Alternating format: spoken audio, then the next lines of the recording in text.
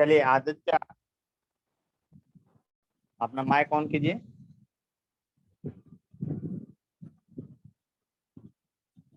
आदित्य सिंह, अपना mic on कीजिए। Yes sir. Sir आपका वॉइस बहुत धीरे आ रहा है। आवाज मेरा धीरे आ रहा है? जी बहुत धीरे। आप अपना माइक का आवाज बढ़ाइए मोबाइल का। फुल है सर, आपका साउंड उधर कम आ रहा है। अब तो इधर से भी हम फुल किए हुए हैं, क्योंकि इधर से कुछ दिक्कत तो है नहीं। अच्छा ये बताइए, आप अगर वेक्टर ए बराबर ए आई प्लस बीजे है तो देख करके तो आंसर बता सकते हैं ना। इसका मैग्नीट्यूड बताना है आपको। अगर वेक्टर ए इक्वल टू जो है आपका 4i है और प्लस 3j है, इसका मैग्नीट्यूड क्या होगा ये बताइए।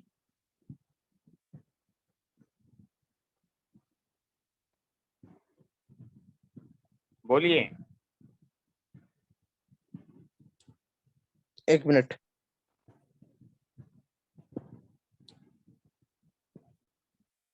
चलिए स्वीटी आप बोलिए इसका मैग्नीट्यूड। 5। चलिए आदित्य, आपके लिए दूसरा क्वेश्चन है। 5 होगा क्या? गुना भाग करके नहीं बताना है, डायरेक्ट बताना है तुरंत। जैसे मत कुछ इतना बार प्रैक्टिस करके रखना है कि लेट नहीं होना चाहिए। देखिए 8i-6j है, इसका क्या होगा आदित्य आप बताइए मैग्नीट्यूड। हम हाँ बोलिए जल्दी से।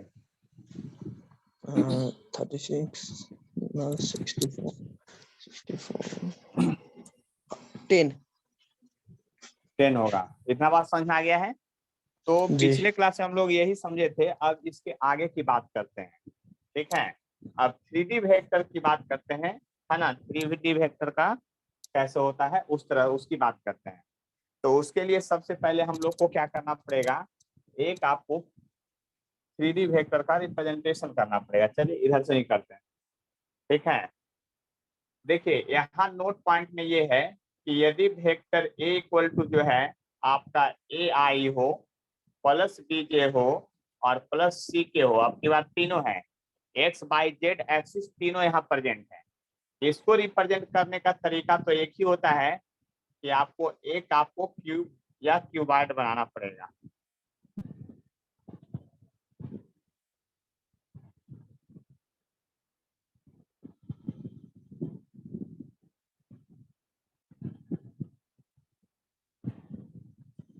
चलिए मैं बना दिया हूँ। देखिए यहाँ पर इसको मैं ओरिजिन मानता हूँ, 0 0 0 है जो कि ओरिजिन को इंडिकेट कर रहा है, और ये आपका एक्स एक्सिस है, और ये जो लाइन जा रहा है आपका वो वाई एक्सिस है, और ऊपर की ओर जो दीवार की तरफ से उठा है ये जेड एक्सिस है। देख लीजिए ध्यान से, एक्स एक्सिस, वाई एक्सिस और जेड एक्सिस है, आपका 3 एक्सिस है, जो कि आपको लग रहा होगा कि बिल्कुल एकदम ये जो है आपका एक कमरा बनाया हुआ है। देख लीजिए ध्यान से, और एक्स वाई जेड एक्सिस बिल्कुल आपको दिख रहा होगा, ध्यान से समझ सकते हैं बात को। अब देखिए यह वेक्टर जो है एक्स की ओर ए कंपोनेंट है, मैग्नीट्यूड मतलब ए है, जे की ओर बी है तो उसका कोऑर्डिनेट यहाँ आएगा, और सी है तो इसका कोऑर्डिनेट हवा में जाएगा। हवा में जाने का मतलब ये हुआ कि ये जो है आपका इस तरह से रहेगा, देखिए ध्यान से, और ये वेक्टर है जो आपका वेक्टर ए है। ये वेक्टर जो है आपका क्या है, आपका वेक्टर ए है। और देखिए पहले ही आपको बता चुके हैं कि अल्फा एंगल यहाँ से कौन होता है, तो एक्स के साथ होता है। यहाँ पर बीटा एंगल कौन होता है, तो वाई के साथ होता है। गामा एंगल क्या होता है, तो जेड के साथ होता है। बात समझ लिया अच्छी तरह से, यानी तीनों एंगल भी समझ गए हैं। तो यहाँ पर हमको लिखना पड़ेगा सबसे पहले रिप्रेजेंटेशन के बाद कि मैग्नीट्यूड ऑफ वेक्टर ये क्या होगा। यहाँ पर जो होगा मैग्नीट्यूड ऑफ वेक्टर ए क्या होगा, तो ए इक्वल टू आप लिखेंगे अंडर रूट उसी तरह से ए स्क्वायर, बी स्क्वायर और सी स्क्वायर। हम पहले ही आपको बता दिए कि किस तरह से यहाँ वर्क होता है। यहाँ पर अगर 2D है तो दोनों का स्क्वायर करेंगे, 3D है मतलब समझिए ना कि डायगोनल है ये किसका, क्यूबॉइड का, l square plus B square plus h square, जो फॉर्मूला होता है अंडर में वही फॉर्मूला है। अब जरा बात ध्यान से समझिएगा, मैग्नीट्यूड ऑफ ए निकाल दिए। अल्फा जो है क्या है, एंगल बिटवीन है किसका, angle between vector A and x axis है। कौन सा एक्सिस है, एक्स एक्सिस है। बात समझ लीजिए, बीटा जो है किसके किसके बीच का एंगल है, तो angle between vector A and by axis है। और गामा जो है आपका क्या है, गामा क्या है, एंगल बिटवीन जो है आपका क्या है, जेड एक्सिस के साथ है। तो पहले तो इतना बात ध्यान से समझना पड़ेगा कि अल्फा बीटा गामा किसके साथ है। इसके बाद मैं इधर चलता हूं, देख लिए ध्यान से इसी तरह से, है ना। हम एक पॉइंट लिखते हैं, देखिए आपको निकालना है कम, आप दोनों को सोच लेना है, component of vector A along x axis कितना होगा। चलिए आदित्य आप बताइए, इस वेक्टर ए का एक्स के अलोंग कंपोनेंट क्या होगा, ये बताना है आपको। मतलब कंपोनेंट मतलब रेजोल्यूशन ऑफ वेक्टर, जो पहले पढ़ाए हैं उसको याद करके रखिए, तब पता चलेगा जल्दी से। Component of vector A along X axis क्या होगा।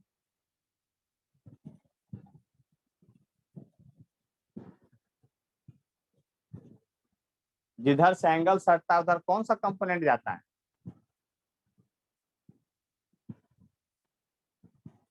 चलिए स्वीटी आप बताइए। कंपोनेंट ऑफ वेक्टर ए क्या होगा एक्स के अलोंग,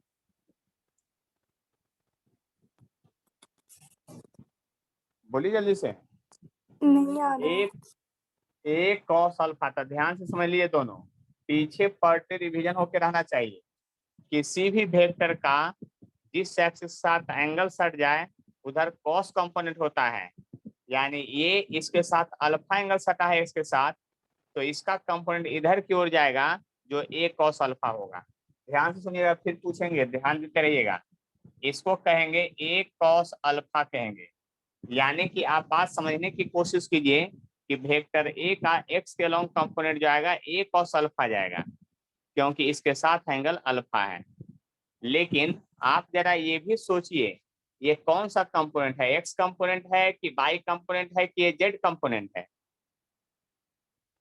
तो ये एक्स कंपोनेंट है। कौन सा कंपोनेंट है आपका, एक्स कंपोनेंट, क्योंकि आई है इसलिए एक्स कंपोनेंट है। एक्स कंपोनेंट यहाँ ए है, वाई कंपोनेंट यहाँ बी है, और जेड कंपोनेंट यहाँ सी है। तो एक तो वेक्टर का एंगल के साथ कंपोनेंट निकाल दिए ए कॉस अल्फा, और दूसरा आपका ए भी है, इसलिए दोनों इक्वल हुआ। ये बात समझ में आया कि नहीं, ये बताइए। अब देख लीजिए ध्यान से आगे समझ में, तो आगे बढ़ते हैं।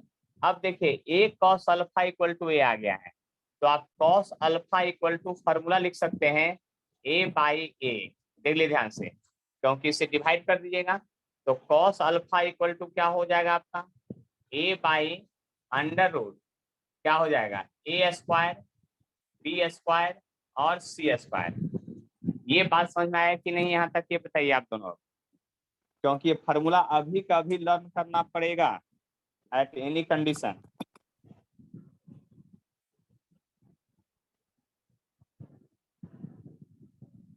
देख लीजिए ध्यान से। सर आपका आदित्य साउंड समझ में आ गया है कि नहीं, ये बोलिए। आ गया।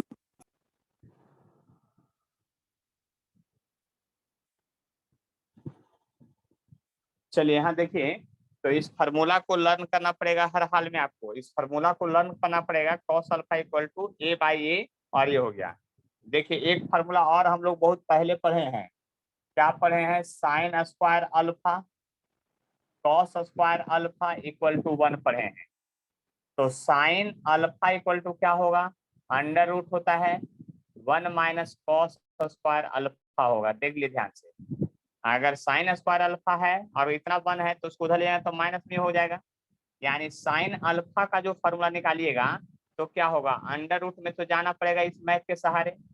और देखिए कॉस स्क्वायर है, यानी इसको स्क्वायर करना है, जब इसको स्क्वायर कीजिए तो A square by a square हो जाएगा, या स्क्वायर कीजिएगा तो उसको स्क्वायर कीजिए ए स्क्वायर, और जब स्क्वायर करेंगे तो ये रूट गायब हो जाएगा इसका, तो हो जाएगा A square plus B square plus C square. देखिए ध्यान से, तो साइन अल्फा इक्वल टू यहाँ से आप लिख सकते हैं, क्या लिख सकते हैं, तो आप जब एलसीएम लेंगे तो ये एलसीएम लेंगे तो ये यहाँ के मल्टीप्लाई हो जाएगा, तो आपको बचेगा A square plus B square और प्लस सी स्क्वायर में से ए स्क्वायर घटा करके बचेगा। इसका मतलब आप यहाँ लिखेंगे ऊपर में क्या होगा, ऐसा होगा, आपका एलसीएम जब लेंगे तो A square plus B square plus C square, और इसका लेंगे तो माइनस ए स्क्वायर बचेगा, और डिवाइडेड बाई आपका A square plus B square plus C square बचेगा। यानी आप समझ लीजिए कि साइन अल्फा का जो फॉर्मूला है आप ऐसे भी लिख सकते हैं, b square plus C square divided by under root A square plus B square plus C square. देखिए अब दो फार्मूला है जिसको लर्न करना ही पड़ेगा आपको। ये कॉस अल्फा को फार्मूला जो है ये लर्न करना पड़ेगा डायरेक्ट, और ये साइन अल्फा का जो फार्मूला है ये भी डायरेक्ट लर्न करना पड़ेगा। देखिए ध्यान से, तब बात समझ में आएगी आपको। देख लीजिए ध्यान से, समझ लीजिए बात को हम क्या कहना चाह रहे हैं लोग, और 2 मिनट समझ भी लीजिए तभी काम बनेगा।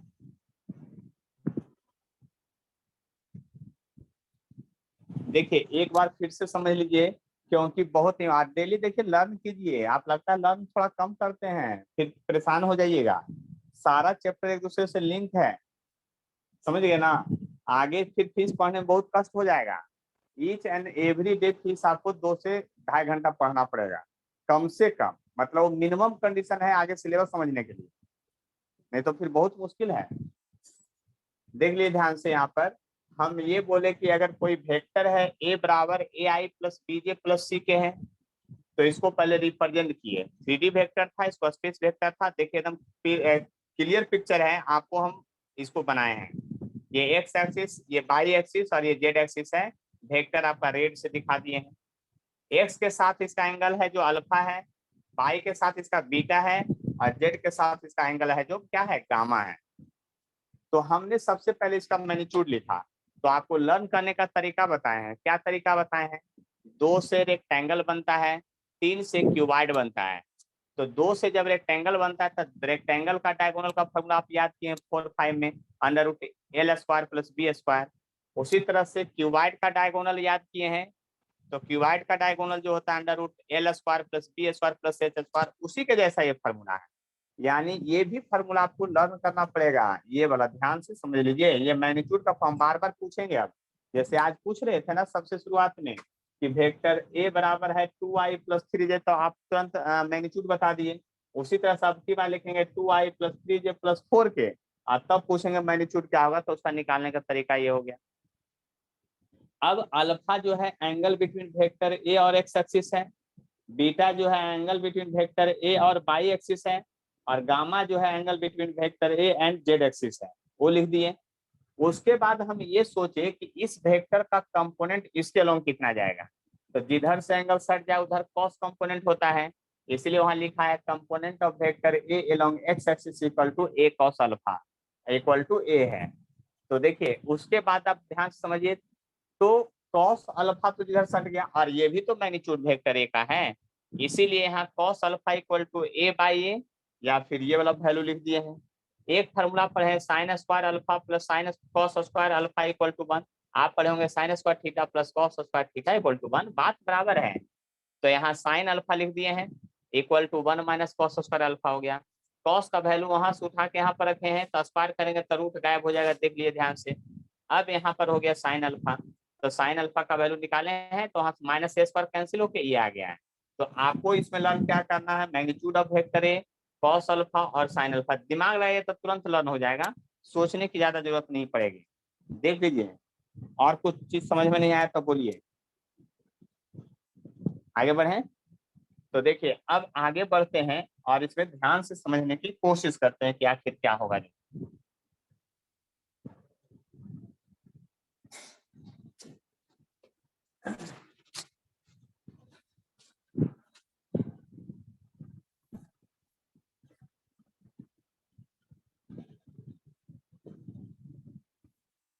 देखिए फिर से आगे चलते हैं।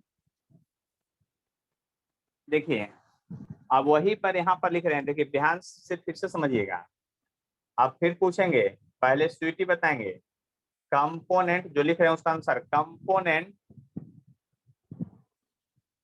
Component of vector A along by axis क्या होगा, ये बोलिए जल्दी से। Component of vector A along by axis क्या लिखें? बाई एक्सिस के साथ एंगल जो है बीटा है, देख लीजिए। तो ए कॉस बीटा और फिर और कौन होगा? और ये बी होगा। ये भी तो बाई कंपोनेंट है, तो इक्वल टू बी। देखिए टेक्निक लगाइए, हम तीनों का बार बार निकालेंगे, ऐसा नहीं कि एक का छोड़ देंगे। चलिए आप अपना माइक ऑफ कीजिए। अब यहाँ देखिए कॉस बीटा इक्वल टू क्या हो जाएगा, अगर ध्यान से देखिएगा तो बी बटा ए हो जाएगा। देख लीजिए कॉस बीटा और फिर से बी बटा ए हो गया, और ये तो बी रहेगा, और ए का मैग्नीट्यूड अभी अभी पढ़े थे, A square plus B square plus C square होगा। देख लीजिए ध्यान से, यानी कि ये भी फॉर्मूला आपका जो लर्न करना पड़ेगा कि कॉस बीटा बराबर, वहाँ कॉस अल्फा था, यहाँ कॉस बीटा बराबर फॉर्मूला क्या है, ये ध्यान से समझना पड़ेगा आपको। उसी तरह से फिर से लिखिएगा sine square beta cos square beta equal to 1। तो फिर से कॉस बीटा इक्वल टू क्या होगा, अंडर रूट होगा 1 माइनस साइन स्क्वायर बीटा। अब वैल्यू पुट कीजिएगा कॉस बीटा इक्वल टू, तो क्या होगा कॉस बीटा, सॉरी यहाँ से साइन वाला ही निकालना है आपको, है ना, कॉस तो निकला हुआ था ना, तो यहाँ से साइन वाला ही निकालना है ना, वो तो साइन इक्वल टू लिखेंगे। देखिए यहाँ से लिखेंगे हम लोग कि साइन बीटा इक्वल टू क्या होगा, under root 1 minus cos square beta होगा। देख लीजिए ध्यान से। अब sine beta equal to formula यहाँ से अगर लिखेंगे तो फिर क्या होगा, देख लीजिए अंडर रूट होगा पूरा, क्या होगा 1 माइनस, क्या माइनस होगा भाई, तो कॉस स्क्वायर बीटा। तो कॉस बीटा का वैल्यू इतना आया, स्क्वायर कीजिए तो ये स्क्वायर में चला जाएगा, इसका रूट गायब हो जाएगा, यानी आ जाएगा b square divided by a square b square और सी स्क्वायर आएगा। देख लीजिए ध्यान से, कोई परेशानी है तो बोलिए। देख लीजिए, बात समझ लीजिए अच्छी तरह से, हम क्या कहना चाह रहे हैं, जो अच्छी तरह से एकदम समझ लीजिए, तभी बात बनेगा। देख लीजिए ध्यान से समझ लीजिए अच्छी तरह से, ज्यादा कुछ नहीं है यहाँ पर, बहुत सिंपल है ना।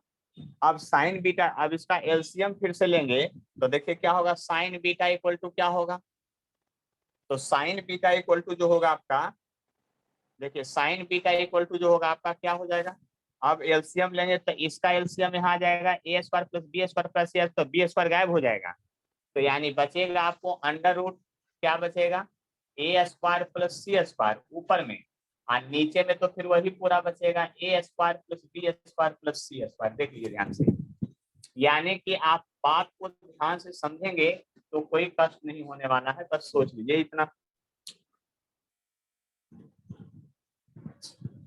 देख लीजिए ध्यान से, समझ लीजिए बात को, यहाँ पर हम क्या कहना चाह रहे हैं जो, है ना, तभी बात आपको समझ में आएगा। अब इसके बाद देखिए क्या है, अब यहाँ पर जब लिखेंगे तो क्या होगा, जब यहाँ पर लिखेंगे तो बात समझ लीजिए अच्छी तरह से क्या होगा, है ना, साइन बीटा इक्वल टू हो गया। अब उसी तरह से कंपोनेंट, अब आदित्य अब आपको बोलना है, हम जो लिख रहे हैं उसका answer, component of vector A along Z axis क्या होगा, आप बोलिए जल्दी से, ए कॉस बोलिए गामा, क्या, ए कॉस गामा, ए कॉस गामा, ठीक है, ए कॉस गामा। और बताइए ए कॉस गामा इक्वल टू क्या होगा, ये बोलिए, देख लीजिए ए कॉस गामा इक्वल टू क्या होगा, ये बताइए, ये सी होगा। देख सी लीजिए होगा। क्योंकि ये भी हाँ जेड कंपोनेंट है तो सी होगा ना, तो सी होगा। तो कॉस गामा इक्वल टू क्या होगा, ये आप सोचिए, c बाई ए होगा या c by under root A square plus B square plus C square होगा। देख लीजिए ध्यान से, यानी कहने का मतलब है जो आप कॉस गामा का वैल्यू समझ चुके होंगे हम क्या कहना चाह रहे हैं। देख लीजिए ध्यान से, ठीक है। अब बात समझिए अच्छी तरह से, अगर ये कॉस गामा निकाल गया तो फिर उसी तरह से लिखिएगा sine square gamma cos square gamma equal to 1। तो साइन गामा इक्वल टू आप लिखिएगा अंडर रूट क्या 1 माइनस कॉस स्क्वायर गामा लिखिएगा कि नहीं, और कॉस स्क्वायर गामा का वैल्यू पूछिए तो सी स्क्वायर हो जाएगा इतना, यानी कि आप यहाँ से लिखिएगा ऐसे साइन गामा इक्वल टू क्या लिखिएगा, देखिए ध्यान से, साइन गामा इक्वल टू लिखिएगा आप, साइन गामा इक्वल टू क्या लिखिएगा, देख लीजिए ध्यान से, साइन गामा इक्वल टू लिखिएगा आपका यहाँ पर, बात समझ लीजिए, साइन गामा इक्वल टू लिखिएगा तो क्या होगा 1 अंडर रूट होगा आपका, ऐसा होगा 1 माइनस कॉस स्क्वायर गामा का वैल्यू पूछिए तो सी स्क्वायर हो जाएगा आपका, और डिवाइडेड बाई हो जाएगा अंडर रूट ए स्क्वायर प्लस बी स्क्वायर। अच्छा स्क्वायर करके लिख रहे हैं तो इसको हटाना पड़ेगा आपको सीधा, क्योंकि रूट गायब हो गया है। ए स्क्वायर बी स्क्वायर प्लस सी स्क्वायर होगा, इस बात को आप समझ सकते हैं अच्छी तरह से। अब उसके बाद जब एलसीएम ले लेंगे तो साइन गामा का जो वैल्यू आएगा, देखिए क्या होगा, अंडर रूट होगा b square sorry a square plus B square बचेगा आपको काट छाट करके, a square plus B square और divided by under root A square plus B square plus C square. देखिए हम लर्न करने का भी तरीका एक बताएंगे, उसको ध्यान से समझिएगा अभी, वो तरीका सबसे अच्छा तरीका है। देखिए गौर से समझिएगा तो आपको कोई कष्ट नहीं होने देंगे, बस समझ लीजिए। देखिए यहाँ पर ध्यान से समझने की कोशिश कीजिएगा, तो क्या है आपका वेक्टर ए का कंपोनेंट जो है, देखिए लिखेंगे component of vector A along by axis, तो बाई एक्सिस के अलोंग जो है आपका, ये बाई एक्सिस के अलोंग बीटा एंगल सटाया था ए कॉस बीटा, और ये बाई एक्सिस का कंपोनेंट ये भी है, तो ये हो गया बी। अब कॉस बीटा बराबर, देखिए ध्यान से सुनिएगा, अब याद कीजिए ध्यान से अच्छी तरह से, तब हम आपको कुछ बतला रहे हैं बात। देखिए 3 होता है x by z i j के अल्फा बीटा गामा और ए बी सी, सब लगातार होता है। देख लीजिए ध्यान से, फिर से बोल रहे हैं, x by z i j k a B c alpha beta gamma, मतलब सब आपका कॉमन टर्म है, उस समझने की कोशिश कीजिए उसको। जब सारा कॉमन टर्म है तो क्या समझने की कोशिश करना आपको, वो बोलिए। तो बहुत सिंपल है, आप समझ सकते हैं बात को अच्छी तरह से हम क्या कहना चाह रहे हैं। ठीक है, हम ये कहना चाह रहे हैं आपको कि अगर कॉस बीटा है तो बीटा किसके लिए है, बी के लिए है, और ये देखिए सब जगह साइन अल्फा लिखिए, कॉस अल्फा लिखिए, कॉस बीटा लिखिए, जो लिखिए ये वाला टर्म नीचे सब जगह है। देख लीजिए ध्यान से, मेनली आपको साइन कॉस बीटा है तो कॉस बीटा रहेगा तो बी बटा ए लिखिएगा, और कॉस गामा है तो सी बटा ए लिखिएगा, क्योंकि गामा सी के लिए है। उसी तरह से एक इसके पहले जस्ट डिराइव किए थे तो था कॉस अल्फा, तो कॉस अल्फा बराबर क्या आया था, ए बटा ए, क्योंकि ए आया था। तो याद कीजिए कॉस अल्फा क्या होगा, ए बटा कैपिटल ए, कॉस बीटा क्या होगा, बी बटा कैपिटल बी, और कॉस गामा क्या होगा, सी बटा ए। मतलब समझ लीजिए अच्छी तरह से हम क्या कहना चाह रहे हैं। उसके बाद जब कॉस बीटा का फॉर्मूला याद हो गया कि बी बाई अंडर रूट ये होगा, तो साइन बीटा का फॉर्मूला जो है इसी के जैसा है। देखिए कॉस बीटा में बी आया तो साइन बीटा में बी नहीं आया, लेकिन बी को छोड़ करके a square plus C square दोनों आया रूट में, नीचे सब सेम है। नीचे वाला कभी लर्न मत कीजिए, नीचे सारा सेम है, नीचे वाला को लर्न करने की जरूरत नहीं है, वो तो मैग्नीट्यूड ऑफ वेक्टर ए है। लेकिन अगर यहाँ कॉस बीटा बी है तो साइन बीटा में बी नहीं आया, ए स्क्वायर प्लस बी स्क्वायर सी स्क्वायर का अंदर उठाया। उसी तरह से जेड के अलग जाइएगा तो जेड सी होता है, जेड सी होता है, इसलिए सी बटा ए आया, तो ए का वैल्यू लिखा हुआ है। तो इसका साइन गामा में जब जाइएगा तो सी को छोड़ के रहेगा ए स्क्वायर प्लस बी स्क्वायर। देख लीजिए ध्यान से, समरी समझ लीजिए आप ध्यान से, यानी कि फार्मूला अगर हमको लर्न करने की, देखिए प्रोसेस तो लर्न करना है, सबको लिख के भेजना है। ये समझ लीजिए वीडियो अपलोड होगा शाम तक, और आप लोग को क्या करना है फिर से, यानी कि आपको फिर से आपको इसको लिखना है एक बार, है ना, और उसके बाद हमारे पास भेजना है। तो देखिए उससे क्या होगा, आपको बहुत फायदा होगा, दोबारा देखेंगे सुनेंगे तो सब कुछ याद हो जाएगा, ठीक है। और ऐसे भी 2-3 बार एक चीज को पढ़ा जाता है तभी काम बनेगा, अन्यथा तो कोई उपाय है नहीं आप लोग के पास। और देखिए पर डे रिवीजन करना पड़ेगा, जो सोच रहे हैं कि बिना रिवीजन के फिजिक्स सीख लेंगे रहे हैं तो बिल्कुल आप डार्क में हैं, अंधेरे में हैं, ये आपके साथ कभी नहीं होगा, ठीक है। पर डे पीछे का रिवीजन रहेगा तभी आगे समझ में आएगा, उसके बाद मेरे पास कोई यंत्र और मंत्र नहीं है कि हम कोई काम करेंगे। देखिए हम सीधा सीधा याद किए हुए हैं, देखिए आपको लिखते हैं अल्फा बीटा गामा था, तो हमको कोई कहेगा कि कॉस अल्फा का फॉर्मूला बताइए, हमको कोई कहेगा कॉस बीटा का फॉर्मूला बताइए, हमको कोई कहेगा कॉस गामा का फॉर्मूला बताइए। तो हम तो सीधे याद किए हैं अल्फा बीटा गामा, यानी ए बटा ए, बी बटा ए, सी बटा A, alpha beta gamma, A B C, नीचे सब सेम है, देख लीजिए ध्यान से। अब इसी को बढ़ा चढ़ा के लिखना है तो लिख दीजिए, हम कहाँ कर रहे हैं कि मत लिखिए, A square plus B square plus C square, फिर बी बाई लिखिएगा उसी तरह से A square plus B square plus C square. देख लीजिए ध्यान से, टेंशन मत लीजिए, एकदम याद करना बहुत आसान है, ए स्क्वायर बी स्क्वायर सी स्क्वायर, ये तो नीचे टर्म है। अब हमको को कहेगा साइन अल्फा लिखिए, साइन बीटा लिखिए और साइन गामा लिखिए।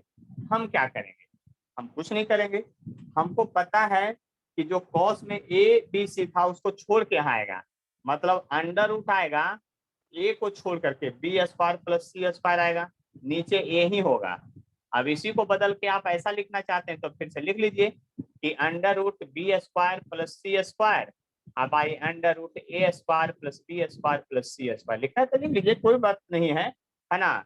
फिर उसी तरह से अगर बीटा है तो बी को छोड़ के आएगा, यानी अंडर रूट ए स्क्वायर प्लस सी स्क्वायर आएगा, डिवाइडेड बाई ए होगा। बाकी आप ऐसे भी लिख सकते हैं, कॉस गामा है तो सी को छोड़ के आएगा, यानी अंडर रूट ए स्क्वायर प्लस बी स्क्वायर अब बाई ए आएगा। चलिए सभी लोग को फॉर्मूला भी हम लर्न करवा दिए हैं, इस बात को समझ लिए अच्छी तरह से, ठीक है। कि कोई प्रॉब्लम है बोलिए जल्दी से, देख लीजिए ध्यान से, समझ लीजिए बात को अच्छी तरह से। देखिए अब आपके पास 2 क्वेश्चन है, अभी सॉल्यूशन करके भेजना है फटाफट। देखिए एक है कॉस स्क्वायर अल्फा का वैल्यू निकालना है, कॉस स्क्वायर बीटा और कॉस स्क्वायर गामा का वैल्यू क्या होगा, फिल इन द ब्लैंक्स है, इसको बना के भेजना है, पहला क्वेश्चन है। दूसरा क्वेश्चन है साइन स्क्वायर अल्फा है, साइन स्क्वायर बीटा है और साइन स्क्वायर गामा है, इन सभी को ऐड करके भेजना है कि कितना होगा, मतलब फिल इन द ब्लैंक्स है। Cos square alpha, cos square beta, cos square gamma का वैल्यू क्या होगा, sign square alpha, sign square beta, sign square gamma का वैल्यू क्या होगा। और मीटिंग अगर कट जाए तो दोबारा ज्वाइन कीजिएगा। एक बात और बता देते हैं, यह क्लास जो है अगले दिन से अल्टरनेट नहीं चलेगा। आज कौन सा दिन है, बृहस्पतिवार, है ना। तो आपको जो है ये टीटीएस ट्यूसडे थर्सडे सैटरडे चलेगा, कभी कभी संडे को भी लगाएंगे, लेकिन यह क्लास अगले दिन से 6:20 के आसपास से चालू कर देंगे, क्योंकि 6:30 कहते हैं तो चालू करते करते हो जाता है 6:40, तो 6:20 रहेंगे। हमको हर हाल में 6:30 से पहले पढ़ाना चालू करना है, इसलिए 6:20 से ही टाइम रहेगा।